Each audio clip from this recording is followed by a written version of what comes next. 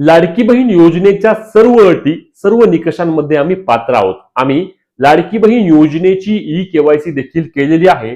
आमच्या कुटुंबामध्ये केवळ एकच लाभार्थी आहेत, तरी देखील आमच्या योजनेचे पैसे का बंद झाले आहेत? तसेच आम्हाला आता काय करावे लागेल जेणेकरून आमचे योजनेचे पैसे चालू होतील, आमचे 1500 रुपये आम्हाला मिळतील.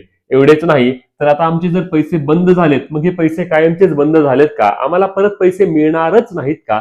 असे प्रश्न लाडक्या बहिणी विचारत आहेत. तर चला याबाबतची माहिती आपण व्हिडिओमध्ये घेऊया. तर सर्वात महत्त्वाचा पहिला मुद्दा म्हणजे लाडकी बहीण योजनेच्या नोव्हेंबर महिन्याच्या हप्त्यासाठी ई-केवायसीची अट अजिबात आवश्यक नाही. ई-केवायसी करण्याकरिता 31 डिसेंबर पर्यंत मुदत होती आणि म्हणूनच नोव्हेंबर महिन्याचा हप्ता तुम्ही ई-केवायसी केली असेल, ई-केवायसी केली नसेल तरी देखील जमा होत आहे आणि झालेला आहे.